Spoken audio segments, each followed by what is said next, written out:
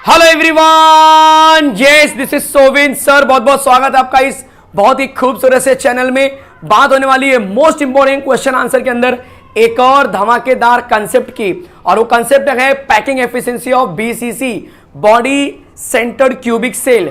इसकी हम बात करने वाले हैं। चलो शुरू करते हैं बिना टाइम वेस्ट किए। सबसे पहले मैं बात करूं कि जो क्यूबिक सेल होता है वो कैसा दिखता है। तो अगर मुझे क्यूबिक सेल बनाना है, सिंपल क्यूबिक सेल, तो वो कुछ इस तरह से दिखेगा।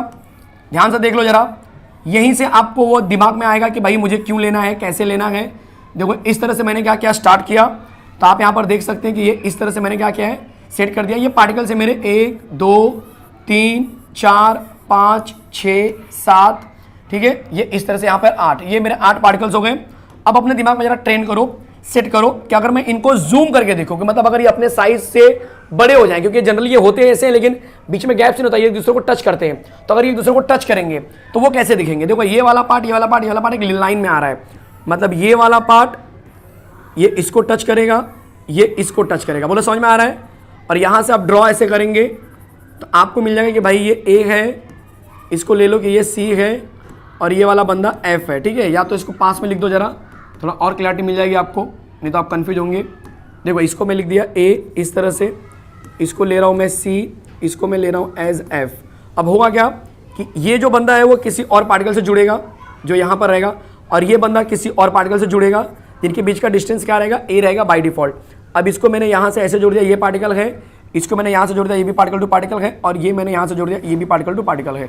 क्या ये बात समझ में आ रही है? कोई दिक्कत है किसी को भी? इसको मैंने ले लिया एज ई, इसको मैंने ले लिया एज डी। अब 3D में जो चीज़ समझनी है आपको वो बड़ी इंपॉर्टेंट है। 3D में आपको ये समझना है कि जो ए ई डी जो दिख रहा है आपको, देखो ये वाला ट्रायंगल, ये जो ट्रायंगल दिखाई दे रहा है, ठीक है, और इसके बाद फिर जो ये जो ट्रायंगल दिखाई दे रहा है ए एफ डी दिखाई दे रहा है। इस ए एफ डी के अंदर अगर आप ऑब्जर्व करेंगे और ए ई डी के अंदर, उसके अंदर ये ए डी जो है ना दोनों में कॉमन आ रहा है। जरा चेक करो सही बात है कि नहीं, चेक करो जरा, देखो कोई दिक्कत आ रही है। फिर से देख बच्चे, फिर से देख मैं क्या बोल रहा हूं, फिर से देखो जरा, वापस देखो, ये डायग्राम बनाने आ गया, सबको डायग्राम बनाने आ गया। अब इसमें जरा चेक करो कौन सी चीज कॉमन हो रही है। अगर मैंने ले लिया ए एफ डी, देखो ये वाला ट्रायंगल, इसमें 3D के रूप में इसको हम 90 बोलते हैं, ध्यान से सुना, ये 90 डिग्री है। वैसे ही यहां पर ए ई डी इस वाले में ये 90 माना जाता है। तो ये दो 90 का कंसेप्ट पहले क्लियर कर लो। 90 डिग्री इसलिए बोल रहा हूं क्योंकि ये जो है 3D में होते हैं तो 90 डिग्री होते हैं। अब हमको यहाँ पर 90 दिखता नहीं है, लोग कंफ्यूज होते हैं, सर 90 नहीं है तो हमको कैसे करना है। तो ये 90 पहला ये कंसेप्ट याद रखो। अब मैं आपको बताने वाला हूँ इसका वर्किंग। तो पहले क्या करना है जरा बोलो, सबसे पहले हमें क्या करना है। तो स्टेप नंबर 1 जो सबको पता है, आपको भी वही काम करना है। स्टेप नंबर 1 में आपको रेडियस ऑफ स्फीयर निकालना है। क्या निकालना है? रेडियस ऑफ स्फीयर निकालना है, ठीक है। तो सर रेडियस कैसे निकालें, उसके लिए बड़ा सिंपल सा कंसेप्ट है। पहले आपको इस पूरे रिलेशन को तोड़ना पड़ेगा। तो ये रिलेशन क्या जरा देखते हैं। अगर मैंने ले लिया इन ट्रायंगल, एक ट्रायंगल ले लेता हूं मैं, समझो मैंने ए एफ डी ले लिया। क्या ले लिया? ए एफ डी ले लिया, या छोटा ट्रायंगल ले लो पहले क्योंकि इसका रिलेशन निकालना। तो ए ई डी ले लो। In triangle A E D जो एंगल ई है वो 90 डिग्री है। अगर ये 90 है तो अकॉर्डिंग टू पाइथागोरस क्या होगा बोलो,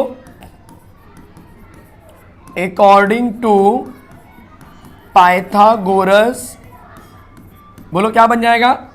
ध्यान दो यहाँ पे, ध्यान दो जरा यहाँ पे। ए ई डी में अगर ये 90 है तो इसके सामने कौन आया? ए डी आया। तो ए डी का स्क्वायर जो होगा वो किसके बराबर हो गया? ए ई के स्क्वायर प्लस ई डी के स्क्वायर के बराबर हो जाएगा। कोई दिक्कत?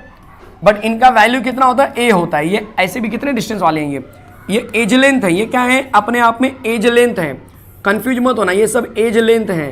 तो ये ए वैल्यू दिखा रहे हैं, तो इसका मतलब ए का स्क्वायर प्लस ए का स्क्वायर आपको मिल जाएगा। ए डी का स्क्वायर जो है एक्चुअल में 2a का स्क्वायर है। कोई दिक्कत, कोई डाउट? अब हम क्या करेंगे, बड़ा वाला ट्रायंगल लेंगे। कौन सा ट्रायंगल? ए एफ डी दिख रहा है कि नहीं? A F D. तो हम यहां पर बोलेंगे इन ट्रायंगल ए एफ डी में एंगल डी जो है वो 90 डिग्री है। सर एंगल डी कहाँ पे है? ये वाला एंगल। तो ये एंगल जो है मेरा 90 डिग्री है, देखो इस तरह से, ठीक है, ये 90 डिग्री है। अब ये 90 है तो फिर ए एफ का स्क्वायर मतलब बड़े वाला हमको लेना पड़ेगा। तो हम बोलेंगे again according to Pythagoras theorem, तो हम बोलेंगे according to Pythagoras theorem, according to Pythagoras theorem बोलो क्या होगा, तो हम बोलेंगे AF का स्क्वायर इक्वल टू इसका स्क्वायर, इसके सामने 90 डिग्री के सामने जो रहेगा हाइपोटेनस होता है, इसका स्क्वायर इक्वल टू इसका स्क्वायर प्लस इस बड़े का स्क्वायर FD का स्क्वायर, मतलब AD का स्क्वायर, ध्यान देना जरा यहाँ पे, AD का स्क्वायर प्लस FD का स्क्वायर। अब यहाँ पर वही सेम चीज कि सर ये इक्वेशन नंबर 1 है, तो हम बोलेंगे AF का स्क्वायर जो है इसकी जगह पे हम सीधा 2A का स्क्वायर लिखेंगे और FD मेरा ऑलरेडी A स्क्वायर है, ब्रैकेट में लिख दो फ्रॉम 1, टेंशन ही खत्म, फ्रॉम 1। समझ में आ रहा है? तो हमको क्या मिल गया फाइनली आंसर में कि AF का स्क्वायर जो है वो 3A का स्क्वायर मिल गया। कोई डाउट है यहाँ तक, कोई कंफ्यूजन है? अभी तो पूरा का पूरा सीन बाकी है। देखो ये क्या है R, ये भी R, ये भी R, ये भी R, मतलब यहां से यहां तक ये पूरा 4R के बराबर है जो कि AF है। ध्यान से देखो जरा, ये क्यों बता रहा हूं, क्योंकि यहां पर हम यूज करने वाले हैं। तो क्या मैं ऐसे बोल सकता हूं, क्या मैं ऐसे बोल सकता हूं कि सिंस AF जो है 4R के स्क्वायर है बराबर, तो अगर मैंने इसका स्क्वायरिंग कर दिया तो हमको मिल जाएगा AF का स्क्वायर इक्वल टू 4R का स्क्वायर। क्या ये बात सही है? क्या ये बात सही है? बिल्कुल सही है। अब इसमें हम करना क्या चाहते हैं, मैं यही बताना चाह रहा हूं।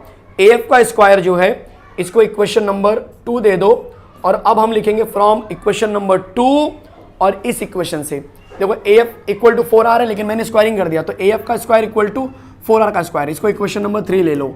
अब हम बोलेंगे from equation 2 and 3, from equation 2 and 3 बोलो क्या मिल गया, AF का स्क्वायर वहां पर भी है, वहां पर भी AF का स्क्वायर है, मतलब हमारा आंसर आ गया 4R का स्क्वायर इक्वल टू 3A का स्क्वायर। अब लेंगे taking square root on both side, सही बात है, टेकिंग स्क्वायर रूट, तो जब हम रूट लेंगे तो ये पूरा का पूरा स्क्वायर कट जाएगा, तो ये बन जाएगा 4R, लेकिन यहां पर 3 के ऊपर थोड़े स्क्वायर है तो ये रूट में आ जाएगा। A का स्क्वायर था वो बाहर निकल गया, A बन गया, तो R इक्वल टू क्या मिल गया, R इक्वल टू मिल जाएगा √3/4A, ये हमको R मिला जो कि स्टेप नंबर 1 था। कोई दिक्कत है, कोई डाउट है कहीं पर भी, किसी को भी? अगला स्टेप देखो जरा, स्टेप नंबर 2 मैंने पढ़ाया था आपको। स्टेप नंबर 2 क्या था कि सर इसका वॉल्यूम निकालना पड़ेगा, तो आपको बोलना पड़ेगा वॉल्यूम ऑफ स्फीयर। क्या बोलेंगे? वॉल्यूम ऑफ स्फीयर बोलना पड़ेगा। सर वॉल्यूम ऑफ स्फीयर कैसे निकलेगा? बड़ा सिंपल है, वॉल्यूम ऑफ स्फीयर का फॉर्मूला क्या होता है उसको दिमाग चलाओ। तो वॉल्यूम ऑफ स्फीयर का जो फॉर्मूला है वो है आपके लिए 4/3πr³, ये फॉर्मूला है। अब हम क्या करने वाले हैं, हम इस फॉर्मूले का यूज करेंगे 4/3πr की जगह पे, r की जगह पे हम क्या रखने वाले हैं, √3, ध्यान देना जरा यहाँ पे, /4A इस पूरे का पावर 3। बोलो ये बात समझ में आई? बोलो ये बात समझ में आई? कैसे करेंगे? तो 4/3π, दिमाग चलाना, √3 का क्यूब बोला है, मतलब कि √3 इंटू √3 इंटू √3, √3 इंटू √3 इंटू √3, तो √3 क्या मिल गया, 3 बाहर आ गया और एक √3 बच गया, मतलब सॉल्व करने पे 3√3 डिवाइड बाय 4 चौका 16 चौका 64 और A का पावर क्यूब। बोलो समझ में आ रहा है? ये 3 कट गया, देख लो इस तरह से, ये 3 कट गया, इसको काटेंगे तो कितना आ गया, 16 आ गया। मतलब फिलहाल मेरे पास जो आंसर दिख रहा है वो कुछ ऐसा बन जाएगा, π/16 √3A³, इतना दिख रहा है मुझे। ये मेरे पास क्या आ गया, वॉल्यूम आ गया है स्फीयर का। अब हम क्या करेंगे, अब हम निकालेंगे कि भाई BCC में कितने पार्टिकल्स होते हैं। तो BCC का जो स्ट्रक्चर जरा देखो, एक तो इन सबको मिला के एक पार्टिकल होता है और बीच में एक और बंदा होता है जो अक्खा वैसे का वैसे पड़ा होता है, क्योंकि इसका नाम ही है BCC, body centred cubic cell. Centre में भी एक पार्टिकल छुपा होता है। बोले ये बात समझ में आ रही है? इसका मतलब सर कि इसके टोटल पार्टिकल 2 होंगे, एक तो ये 8 लोगों से जो बनता है एक पार्टिकल वो, और एक बीच में जो ग्रीन वाला मैंने रखा है वो, तो टोटल पार्टिकल कितने हैं, 2 है। तो हमारा स्टेप नंबर 3 क्या होगा जरा देखो, तो स्टेप नंबर 3 हमारा बन जाएगा, बड़ा प्यारा सा स्टेप नंबर 3 बनेगा। स्टेप नंबर 3 में हम बोलेंगे, ध्यान से देखो जरा, हम बोलेंगे टोटल वॉल्यूम ऑफ स्फीयर या total volume of particles, sphere नहीं, टोटल वॉल्यूम ऑफ पार्टिकल्स, मतलब उस यूनिट सेल में कितने पार्टिकल्स हैं उनका टोटल वॉल्यूम निकालो। वो हम कैसे निकालेंगे, बड़ा सिंपल है, total volume of particles equal to total volume of particles equal to 2 into पुराना वाला रिपीट कर दो, पाई बाय 16, ये रिपीट कर दो बच्चे, पाई बाय 16 √3a³। ये हमारा क्या है, टोटल आ गया। अब इसको अगर हम कट करेंगे तो ऑब्वियस सी बात है, कट किया तो कितना आ गया, 8 आ गया।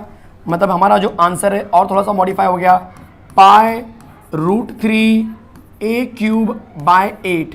ये हमारा आ चुका है, क्या आ चुका है, हमारा टोटल वॉल्यूम आ चुका है। अब घड़ी आ चुकी है फाइनल आंसर निकालने की। सर फाइनल आंसर कैसे निकालेंगे, पैकिंग एफिशिएंसी। स्टेप नंबर देख लो, स्टेप नंबर 4 को हम बोलेंगे पैकिंग एफिशिएंसी। ठीक है, ये हमारा लास्ट स्टेप है, हम बोलेंगे पैकिंग एफिशिएंसी निकालना है। क्या निकालना है, पैकिंग एफिशिएंसी निकालना है। दिमाग चला लो, बहुत बढ़िया समझ में आ जाएगा। पैकिंग एफिशिएंसी का फॉर्मूला क्या होता है, तो पैकिंग एफिशिएंसी इक्वल टू, ध्यान से देखो जरा, packing efficiency equal to total volume of particles, total volume of particles divide by volume of unit cell into 100, this will be the answer. ठीक है, तो सर टोटल वॉल्यूम कितना मिला आपको, पाई मिला, √3 मिला, a³ मिला, डिवाइड बाय 8, और ये वॉल्यूम जो होता है a³ होता है, हमको पता है a³ कट जाएगा, इंटू 100 करो, और जब हम इसको सॉल्व करेंगे, ठीक है, इंटू 100 जब हम सॉल्व करेंगे तो आपको बता दो कि ये 0.68 आएगा, इंटू 100 करो, तब आंसर मिल जाएगा 68%। कितना आ जाएगा, 68% आएगा। ये सॉल्व करना आप लोग, ऐसे तो फिक्स होता है, आपको याद ही कर लेंगे तो ज़्यादा बेटर रहेगा। कोई डाउट है तो इस तरह से हमको मिल गया पैकिंग एफिशिएंसी ऑफ BCC। बोलो मजा आया। अगर पैकिंग एफिशिएंसी 68% आ रहा है तो आप कमेंट करके बताओ कि अनऑक्युपाइड स्पेस कितना होगा, ठीक है, इन टर्म्स ऑफ परसेंटेज। मिलते हैं अगले most important question answer session में, तब तक के लिए बाय एवरीवन, मिलते हैं नेक्स्ट टाइम।